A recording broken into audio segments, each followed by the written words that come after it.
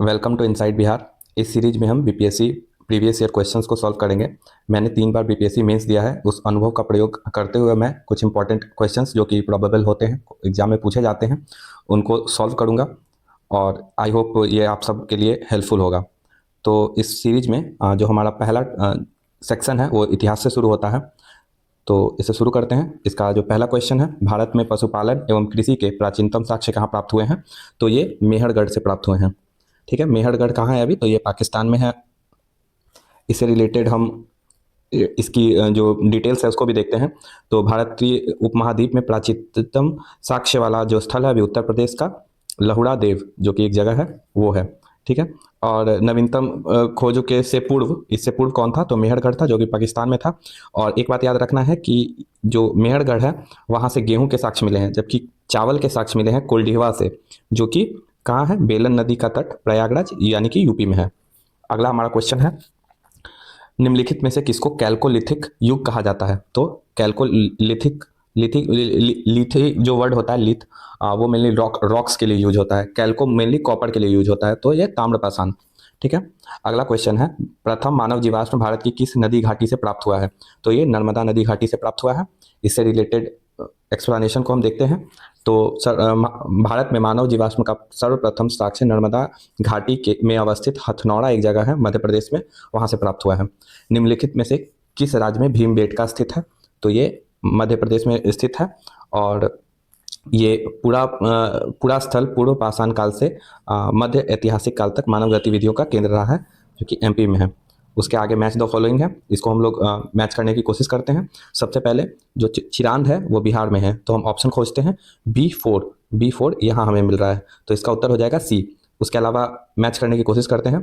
तो जो गुफकराल है ये है कश्मीर में। ठीक है, तो यहाँ पे सी जो है वो 2 यानी सही है। ए उत्तनूर जो है वो है तेलंगाना में, और पय्यमपल्ली है तमिलनाडु में, तो उत्तर हो जाएगा 3421 जो कि है सी।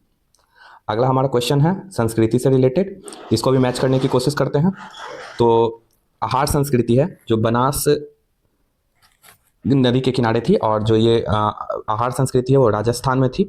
ठीक है, तो पहला ए का है 4, यहाँ से सॉल्व हो गया।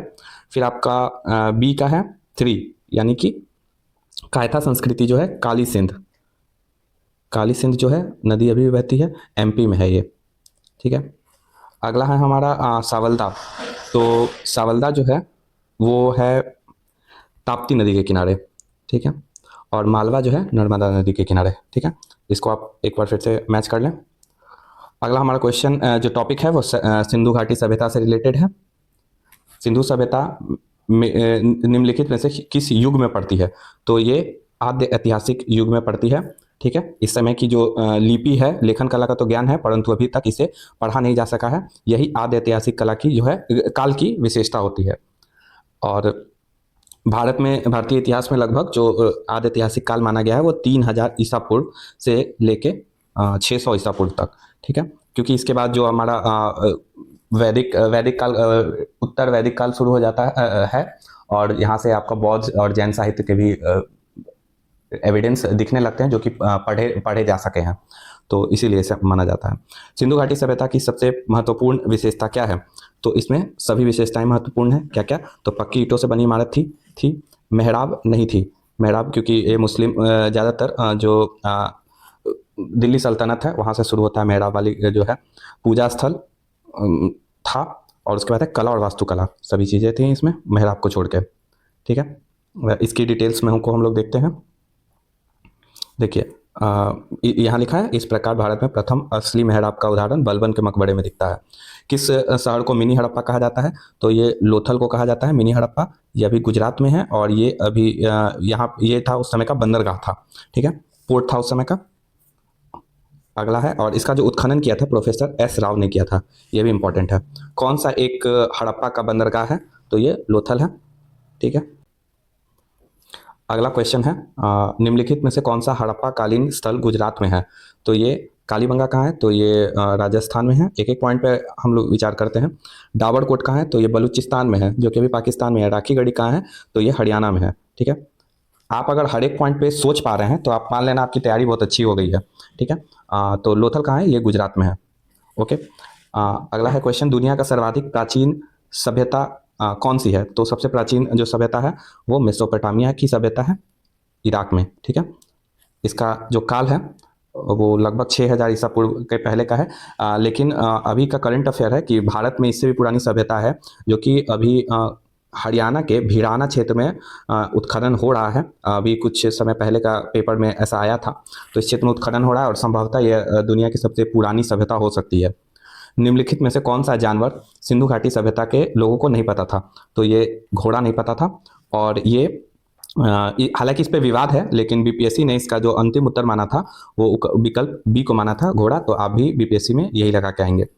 निम्नलिखित में से किस हड़प्पाकालीन स्थल से टेराकोटा का हल प्राप्त हुआ है? ठीक है। कहाँ कहाँ से प्राप्त हुआ है? तो ये कालीबंगा और बनावली दोनों से प्राप्त हुआ है। ठीक है। टेराकोटा को अगर आप शब्द में तोड़ेंगे तो टेरा मतलब होता है मिट्टी, ठीक है, और कोटा मतलब होता है पका हुआ। ठीक है। तो पकी हुई मिट्टी से कोई चीज बनाई जाती है तो उसको टेराकोटा बोलते हैं। अगला हमारा क्वेश्चन है, निम्नलिखित में से किस हड़प्पन नगर में जुते हुए खेतों के निशान मिले हैं? तो ये कालीबंगा में मिले हैं, जो कि है राजस्थान में। कहाँ है? भोगवा नदी के किनारे है। ठीक है।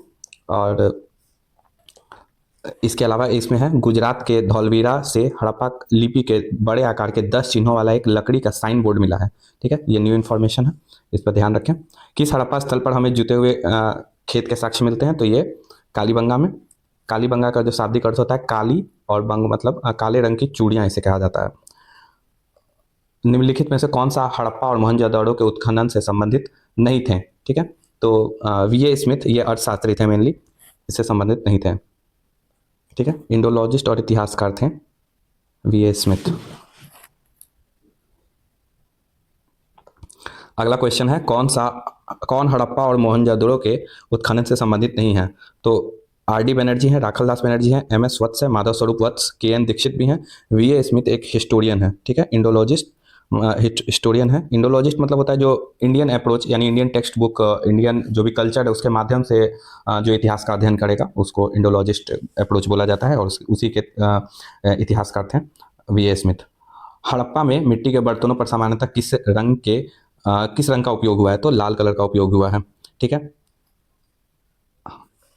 इसे और भी इसके एक्सप्लेनेशन को देखते हैं। डिजाइन के आधार पर इन बर्तनों को की दो श्रेणियां थी, एक तो बिना डिजाइन वाले बर्तन और दूसरे चित्रित मृत भांड मतलब मिट्टी के बर्तन।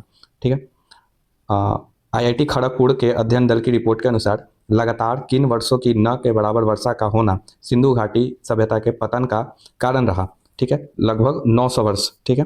वर्ष 2018 में आईआईटी खड़गपुर के अध्ययन दल द्वारा जारी रिपोर्ट के अनुसार लगातार 900 वर्षों तक सूखे जैसी स्थिति रही, जो सिंधु घाटी सभ्यता के पतन का कारण रही। ठीक है। और कभी ऐसे बहुत से बुक में मिल जाएगा कि बहुत से जो थिंकर्स हैं वो सिंधु घाटी सभ्यता क्यों खत्म हुआ इससे संबंधित अनुमान लगाया उन्होंने। उन्हीं में से एक है ऑरेलस्टीन। ये कहते हैं हड़प्पा सभ्यता के पतन हेतु जलवायु परिवर्तन मुख्य कारण था। ठीक है। अगला हमारा टॉपिक वैदिक काल से संबंधित है। इसका पहला प्रश्न है, निम्नलिखित में से कौन एक ऋग वैदिक युग से संबंधित नहीं है? तो घोषा संबंधित है, अपाला संबंधित है और विश्वारा संबंधित है। ये सभी विदुषी स्त्रियों का जो कार्य है वो ऋग वैदिक युग में ऋग्वेद के संपादन से संबंधित है। और गार्गी जो है उत्तर वैदिक काल की विदुषी स्त्री हैं, जिनकी चर्चा बृहदारण्यक उपनिषद में है, जिसमें कि गार्गी और याज्ञवल्क्य के संवाद है। ठीक है। अगला हमारा क्वेश्चन है, प्रारंभिक वैदिक काल के दौरान कौन सा शहर प्राचीन मगध साम्राज्य की राजधानी के रूप में कार्य करता था? तो ये राजगृह था, जिसको वर्तमान में राजगीर कहा जाता है। और ये पहला राजवंश बृहदवंश की राजधानी थी।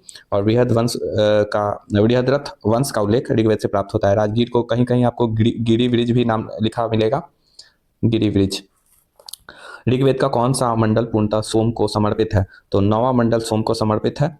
और इतना इंपॉर्टेंट है, ऋग्वेद में कुल 10 मंडल है। 10वें मंडल के पुरुष सूक्त में आपको 4 वर्णों का उल्लेख मिलेगा, जो कि कहा जाता है कि जाति प्रथा का जो उद्भव है यहीं से शुरू हुआ।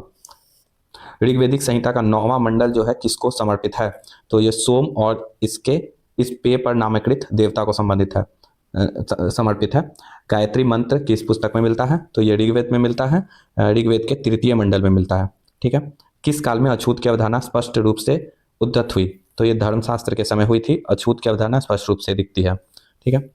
अगला क्वेश्चन है, ऐसे इससे रिलेटेड और भी कई सारे डिटेल्स हैं, इसको देख लेते हैं एक बार हम लोग। धर्मशास्त्रों के समय 4 वर्णों के अतिरिक्त अन्य अनेक जातियों यथा अम्बट, उग्र, निषाद, मागध, वैदेहक, रथकार का आविर्भाव होता है और अनुलोम और प्रतिलोम विवाहों के फलस्वरूप होता है। ठीक है, अनुलोम विवाह जिसमें कि जो वर होता है वो उच्च कुल का होता है और जो स्त्री होती है, जो वधु होती है, वो निम्न कुल की होती है। ठीक है, प्रतिलोम में ठीक इसका उल्टा हो जाता है।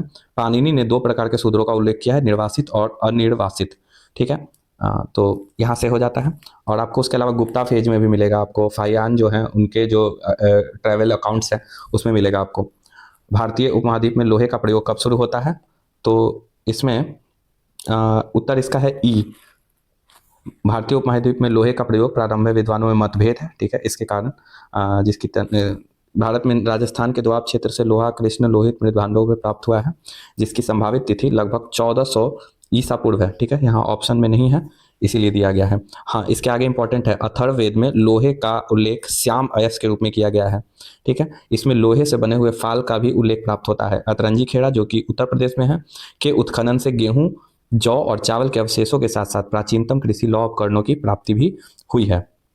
पुरातत्वविदों ने इसका काल लगभग 1000 ईसा पूर्व निर्धारित किया है, जो कि अधिकांश विद्वानों द्वारा स्वीकार है। तो यहाँ पे 1000 ईसा पूर्व जो काल है यहाँ पे नहीं दिया गया है, इसीलिए ऑप्शन हो जाएगा ई। आप देखिए बीपीएससी कितना डेप्थ में क्वेश्चन पूछ रही है। बोगज कोई का महत्व इसलिए है क्योंकि वहाँ जो अभिलेख प्राप्त हुए हैं उनमें वैदिक देवी एवं देवताओं का वर्णन मिलता है। ठीक है, बोगज कोई जो है, अभी आप टर्की वाला जो एरिया देखते हैं वहाँ पे है, बिल्कुल एशिया के एक मुहाने पे है बोगज कोई, जिसे एशिया माइनर भी कहा जाता है। ठीक है, इसमें 14 शताब्दी ईसा पूर्व से कुछ अभिलेख मिले हैं। इस अभिलेख में ऐसे राजाओं का उल्लेख है जिनके नाम आर्यों जैसे थे, जो संधियों और साक्ष्यों की तथा रक्षा के लिए इंद्रमित्र, वरुण और नासत्य देवताओं का आवाहन करते थे।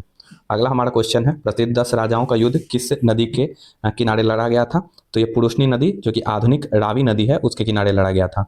ठीक है, 10 राजाओं का युद्ध, और जिसमें भरतों के राजा सुदास की विजय हुई थी। ठीक है, भरत जो है, भरत कबीला, यहीं से भारत का नाम आता है, भारत पड़ता है।